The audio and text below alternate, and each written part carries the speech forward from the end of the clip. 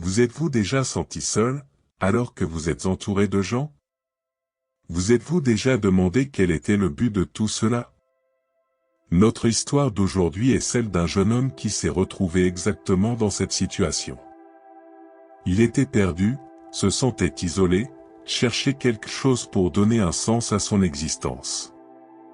La solitude semblait être un ennemi implacable, mais en fait elle s'est avérée être le chemin vers quelque chose de beaucoup plus grand. Dans sa quête de rédemption et de sagesse, il a découvert que la solitude n'est pas une fin, mais un commencement. Un début vers la grandeur, vers la connaissance de soi, vers la paix intérieure à laquelle nous aspirons tous. Préparez-vous à une histoire zen qui vous montrera que, même dans les moments les plus solitaires, il existe un chemin vers la lumière et la transformation. Dans un petit village de pêcheurs paisibles, au pied du majestueux mont Fuji, vivait un jeune homme appelé Takumi. À tout juste 20 ans, Takumi portait déjà le poids de grandes attentes et responsabilités, mais il possédait aussi un esprit brillant et un désir inébranlable de chercher quelque chose de plus dans la vie. Takumi est né et a grandi dans un environnement simple, entouré de la beauté naturelle et de la sérénité des eaux que ses parents pêcheurs connaissaient si bien.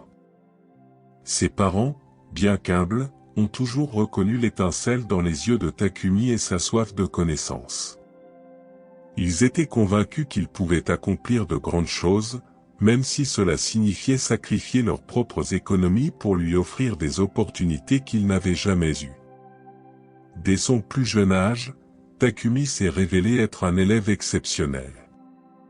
Alors que les autres enfants du village couraient le long de la rivière et jouaient à l'ombre des cerisiers, Takumi se plongeait dans les livres, absorbant chaque mot comme s'il s'agissait d'un trésor. Ses professeurs de la petite école locale ont vite compris qu'il avait un talent rare et l'ont encouragé à poursuivre ses études. Au fil des ans, Takumi a non seulement continué à se consacrer à ses études, mais il a également fait preuve d'un profond respect et d'un grand intérêt pour la philosophie et les arts martiaux. Il a compris que la connaissance n'était pas seulement un outil de réussite, mais un chemin vers la vraie sagesse et la connaissance de soi. Sa passion et sa discipline ont attiré l'attention d'un des anciens du village, qui avait des contacts avec une académie de samouraïs renommée à Kyoto. Ce fut un jour inoubliable lorsque Takumi reçut la nouvelle qu'il avait été recommandé pour cette prestigieuse académie. Ses parents, les larmes de fierté aux yeux, n'ont pas hésité à utiliser leurs économies pour financer cette opportunité unique. Ils savaient que, malgré la douleur d'être séparés de leur fils, c'était l'occasion pour Takumi de transformer sa vie et peut-être même celle de son village. Takumi s'est mis en route pour Kyoto avec un cœur plein de gratitude et de détermination. Le voyage jusqu'à l'académie fut long et difficile, mais chaque pas le rapprochait de sa destination. Lorsqu'il arriva, il fut émerveillé par la grandeur de l'endroit. L'académie était un complexe de bâtiments anciens, entouré de jardins méticuleusement entretenus et de lacs sereins. Il y rencontrerait non seulement des maîtres renommés, mais aussi d'autres jeunes gens venus de différentes régions du Japon, chacun avec sa propre histoire et sa propre ambition. À l'académie, Takumi continuera non seulement à approfondir ses connaissances académiques, mais il sera également formé aux arts martiaux, apprenant la voie des samouraïs. Il sait que c'est sa chance de se racheter, de faire ses preuves et d'honorer le sacrifice de ses parents. Chaque leçon, chaque défi, chaque moment de doute et de découverte façonnera son caractère et le préparera aux nombreux défis que la vie lui réserve. C'est ainsi que l'histoire de Takumi a commencé à se dérouler à Kyoto, où il a cherché à devenir non seulement un grand samouraï, mais aussi un être humain sage et compatissant, capable de faire la différence dans le monde qui l'entoure. Takumi est arrivé à Kyoto le cœur plein d'espoir et de détermination. La ville est un véritable trésor de culture et de tradition, un lieu où l'ancien et le nouveau se rencontrent en harmonie. Les rues étaient animées, pleines de marchés vibrants, de temples majestueux et de gens venus de tout le Japon. L'académie des samouraïs, où il étudiait, était encore plus impressionnante qu'il ne l'avait imaginé. Avec ses jardins zen, ses salles d'entraînement et ses bibliothèques remplies de parchemins anciens, c'était un environnement qui inspirait la discipline et la sagesse. Dès le début, Takumi s'est distingué. Sa vive intelligence et son habileté au sabre ne passèrent pas inaperçues auprès de ses maîtres et de ses collègues. Il a gagné le respect de tous par son dévouement et son éthique de travail. Les cours de philosophie, de stratégie militaire et d'arts martiaux le ravissent et il absorbe chaque leçon avec enthousiasme. Il est rapidement reconnu et devient l'un des élèves les plus prometteurs de l'académie. Cependant, Kyoto, avec toute sa splendeur et ses distractions, commence à exercer une dangereuse influence sur Takumi. La vie dans la grande ville est pleine de tentations qu'il n'a jamais rencontrées dans son petit village. Les fêtes somptueuses, les boissons exotiques et la promesse de plaisirs immédiats ont commencé à détourner son attention de ses études et de sa formation. Au début, il pensait pouvoir tout concilier, estimant qu'il méritait de se détendre un peu après tant d'efforts. Mais le temps passa et les petites distractions commencèrent à devenir des habitudes. Takumi commença à fréquenter les tavernes et les fêtes plus souvent, mettant de côté ses responsabilités. L'alcool et les vices commencèrent à prendre le dessus sur sa vie. Il était en retard à l'académie, son entraînement au sabre devenait négligé et ses notes d'examen commençaient à chuter. Le jeune homme prometteur qui était arrivé plein de rêves et de détermination se retrouva perdu dans un tourbillon de plaisirs éphémères et de conséquences douloureuses.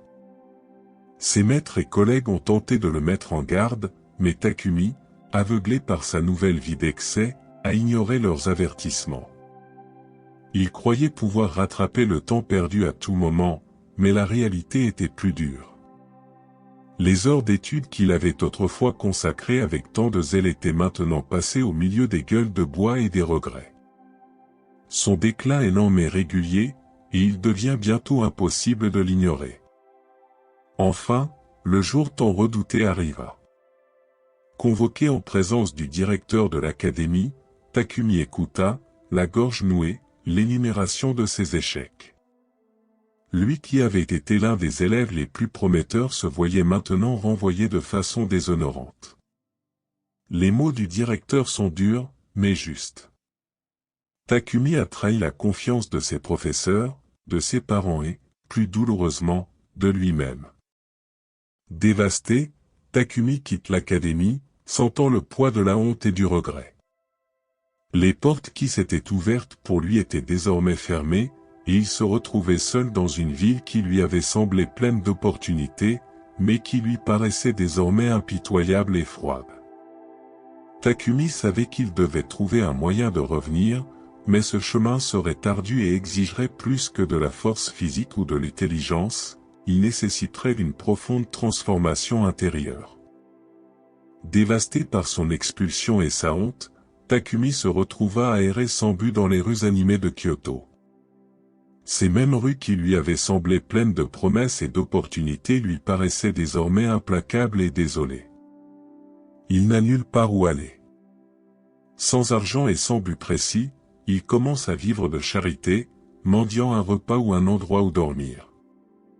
La noblesse de son esprit semble s'être dissipée dans le brouillard de ses mauvais choix, et le jeune homme prometteur est réduit à un état de profonde misère. Dans son désespoir, Takumi tenta de retourner dans son village au pied du mont Fuji, espérant trouver du réconfort auprès de sa famille. Mais à son arrivée, il est accueilli par des regards de déception et de tristesse. Ses parents, qui avaient tant sacrifié pour lui donner une chance de réussir, ont été profondément blessés par sa chute. Eux qui avaient toujours cru au potentiel de Takumi ne pouvaient pas le reprendre tant qu'il n'aurait pas retrouvé son honneur et ne se serait pas racheté. Leur amour pour lui était indéniable, mais ils savaient que Takumi devait apprendre à voler de ses propres ailes. Désespéré et sans alternative, Takumi retourna à Kyoto, où il erra sans but, ne sachant pas comment recommencer sa vie. Un jour, alors qu'il se trouvait dans une taverne sale et sombre, il entendit parler d'un sage ermite qui vivait dans les montagnes voisines. On disait que cet ermite, maître des arts martiaux et de la sagesse zen, aidait ceux qui cherchaient la rédemption et l'illumination. Ces paroles chuchotées parmi les clients de la taverne allumèrent une petite flamme d'espoir dans le cœur de Takumi. Peut-être, pensa-t-il, l'ermite pourrait-il l'aider à retrouver son chemin.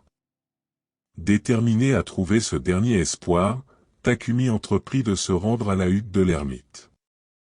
Le voyage fut ardu et difficile. Il a affronté des sentiers escarpés et traîtres, des forêts denses et des ruisseaux glacés. Chaque pas était la preuve de sa détermination et de sa volonté de changer. Au fur et à mesure qu'il gravissait les montagnes, l'environnement devenait de plus en plus hostile, mais Takumi continuait à avancer, poussé par le besoin de rédemption. En chemin, Takumi a dû faire face non seulement à des défis physiques, mais aussi aux fantômes de son passé. Il se souvient des jours heureux à l'académie, des visages déçus de ses parents et des choix qui l'ont mené à la ruine. Chaque souvenir douloureux est comme un coup dur, mais il refuse d'abandonner. Il savait que ce voyage n'était pas seulement une quête pour un maître, mais une quête pour lui-même. Après des jours de marche, de faim et de fatigue extrême, Takumi aperçut enfin la petite hutte de l'ermite, nichée au milieu d'arbres centenaires et entourée d'un silence profond et respectueux. Arrivé à la hutte épuisée, Takumi pouvait à peine se tenir debout. Son corps était couvert de terre et ses pieds étaient meurtris par les longs trajets sur les sentiers rocailleux. Ouvrant la porte, le vieil ermite Joshua posa sur le jeune homme un regard serein et accueillant. Sans dire un mot, il aida Takumi à entrer, lui offrant une place pour s'asseoir et un verre d'eau fraîche. Joshua était un homme d'apparence humble, avec des cheveux gris qui tombaient sur ses épaules et des yeux qui semblaient refléter la sagesse de nombreuses vies. Il se déplaçait avec un calme qui transmettait la paix, comme si chaque geste était une méditation en soi. Takumi, encore haletant et fatigué, commença à ressentir un soulagement immédiat rien qu'en étant en présence de cet homme. Avec patience, Joshua commença à s'occuper de Takumi. Il prépara une soupe chaude avec des ingrédients simples et nutritifs et aida le jeune homme à laver ses blessures. Touché par la gentillesse de l'ermite, Takumi se sent libre de raconter son histoire. D'une voix empreinte d'émotion, il raconta tout, depuis ses humbles origines dans le village de pêcheurs, en passant par la fierté et les espoirs de ses parents, jusqu'à son ascension et sa chute dans l'académie des samouraïs de Kyoto. Joshua écoute attentivement chaque mot, sans l'interrompre. Il se rendit compte de la douleur et des regrets qui habitaient Takumi et comprit la profondeur de sa quête de rédemption. Lorsque Takumi a terminé, le silence dans la hutte a été profond. Le jeune homme se sentait vulnérable, mais aussi soulagé d'avoir partagé son parcours avec quelqu'un qui semblait vraiment le comprendre. Joshua prit alors la parole, d'une voix douce et ferme. Takumi, le chemin vers la sagesse et la rédemption est long et semé d'embûches. Mais le fait que tu sois ici, à chercher de l'aide, montre déjà qu'il y a de l'espoir dans ton cœur. La première chose dont tu dois te rendre compte, c'est que le changement commence de l'intérieur. Tu dois apprendre à te pardonner à toi-même avant de chercher le pardon des autres. Joshua, avec sa sagesse tranquille, a enseigné à Takumi que l'arrogance et le savoir sans sagesse étaient inutiles, comme une épée tranchante sans un guerrier qui la manie avec détermination. Le vrai pouvoir, dit Joshua, vient de l'équilibre entre la connaissance et l'humilité, entre la force et la compassion. Déterminé à guider Takumi sur la voie de la rédemption spirituelle, Joshua a commencé par des leçons simples mais profondément significatives. Les premières tâches consistaient à balayer la hutte, à couper du bois et à méditer dans le potager. Pour Takumi, qui avait espéré des enseignements transcendants et des pratiques martiales, ces tâches quotidiennes semblaient décevantes. Il s'impatiente, estimant que ces activités banales sont loin du chemin de l'illumination qu'il recherche. Cependant, Joshua insiste sur l'importance de ces leçons.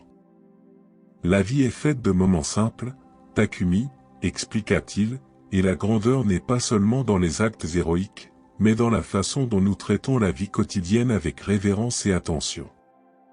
Au début, Takumi s'est acquitté de ses tâches avec frustration, impatient de passer à ce qu'il considérait comme les vraies leçons. Au fil du temps, cependant, quelque chose a commencé à changer. Lorsqu'il coupait du bois, il remarquait la force requise pour chaque coup et la patience nécessaire pour empiler les bûches. En balayant la cabane, il s'est rendu compte de la beauté d'un espace propre et organisé. Et lors de ses méditations dans le jardin, il a appris à observer la nature et à comprendre les cycles de croissance et de renouvellement. Joshua lui enseignait la discipline et l'humilité non pas par des mots, mais par une expérience directe. Pourtant, Takumi se sentait frustré par le manque d'enseignement direct sur des thèmes spirituels importants. Il voulait comprendre le sens de la vie, les mystères de l'univers, et espérait que Joshua lui révélerait ces vérités lors de séances de méditation profonde ou de discours philosophiques. Un soir, après une journée de travail épuisante dans le jardin, Takumi exprima son mécontentement. « Joshua, dit-il, je suis venu ici dans l'espoir d'apprendre les secrets de l'esprit, mais tout ce que je fais, ce sont des tâches quotidiennes. Quand apprendrons-nous les vérités transcendantales ?» Joshua sourit patiemment et répondit, « Takumi, la vraie sagesse est présente à chaque instant, dans chaque action. Les vérités transcendantes que tu cherches ne sont pas séparées de la vie quotidienne. Lorsque vous apprenez à accomplir des tâches simples avec attention et respect, vous êtes déjà sur la voie de l'illumination. Ce qui semble banal est en fait l'essence même du chemin spirituel. » Ces mots ont trouvé un écho profond chez Takumi. Il a commencé à comprendre que la recherche de la sagesse ne consistait pas à atteindre quelque chose de lointain et de mystérieux, mais à découvrir la profondeur et le sens des petits actes de la vie quotidienne. Il a commencé à comprendre que chaque tâche que Joshua lui confiait était une leçon en soi, une étape sur le chemin de la véritable compréhension. Takumi a commencé à se consacrer aux tâches avec un nouvel esprit, se concentrant sur chaque action comme une méditation. Ce faisant, il a trouvé une paix et une clarté qu'il n'avait jamais connues auparavant. Il s'est rendu compte que son impatience et sa frustration étaient des barrières qu'il avait lui-même créées, et que la clé de la sagesse consistait à accepter et à embrasser le moment présent avec un cœur ouvert et un esprit serein. Après quelques mois de dévouement et d'apprentissage sous la direction de Joshua, Takumi est apparu comme une personne complètement transformée. Il était devenu plus concentré, plus discipliné et, surtout, plus conscient de l'importance des moments de solitude. Contrairement à l'agitation et aux distractions de la ville, Takumi a découvert que c'était dans la solitude que son esprit se développait le plus et trouvait la clarté. Chaque tâche simple, chaque méditation dans le jardin, avait été un tremplin sur le chemin de sa construction intérieure. Joshua, avec sa patience et sa sagesse, avait montré à Takumi que la véritable transformation venait de l'intérieur et que le silence et l'introspection étaient des outils puissants pour la connaissance de soi et la paix intérieure. La simplicité de la vie à l'ermitage a permis à Takumi de se reconnecter à son essence et de redécouvrir son potentiel. Avec une profonde gratitude pour les enseignements du maître, Takumi a décidé qu'il était temps de retourner à l'Académie des samouraïs de Kyoto et de demander une seconde chance. Il était déterminé à montrer au directeur et à lui-même qu'il avait vraiment changé. À son arrivée à l'Académie, il se présente humblement au directeur, lui expliquant son parcours de découverte de soi et lui demandant de lui donner l'occasion de prouver sa valeur. Le directeur, voyant la sincérité dans les yeux de Takumi et reconnaissant la transformation de son attitude, a décidé de lui donner un mois pour prouver son changement. Takumi a accepté l'offre avec respect et a immédiatement commencé à se consacrer à ses études et à son entraînement avec une nouvelle perspective. Il évita les anciennes tentations de la ville et concentra ses moments de solitude sur l'approfondissement de ses connaissances et de ses compétences. Dans les jours qui suivirent, Takumi se distingua non seulement par ses résultats scolaires et physiques, mais aussi par sa nouvelle attitude. Il était plus calme, plus concentré et faisait preuve d'une sagesse qui inspirait ses camarades de classe. Ses professeurs ont remarqué le changement et ont commencé à le traiter avec un respect renouvelé. Takumi vivait véritablement les enseignements de Joshua, appliquant la discipline et la pleine conscience à tous les aspects de sa vie à l'académie. Au fil des mois, Takumi a prouvé sa valeur de manière incontestable. Il est devenu un exemple de persévérance et d'humilité, montrant que la véritable force vient de l'intérieur. Le directeur, impressionné par sa transformation, a décidé de le réintégrer définitivement à l'académie. Takumi se sentait épanoui, mais surtout, il avait trouvé un équilibre intérieur qui lui permettait de relever tous les défis avec sérénité. L'histoire de Takumi se termine par une leçon puissante. Il a compris l'importance de la solitude et du silence pour son développement personnel. Grâce au voyage de découverte de soi guidé par Joshua, il a trouvé une véritable sagesse et une paix intérieure, réalisant que c'est parfois dans le silence que nous trouvons les réponses les plus profondes et les plus significatives.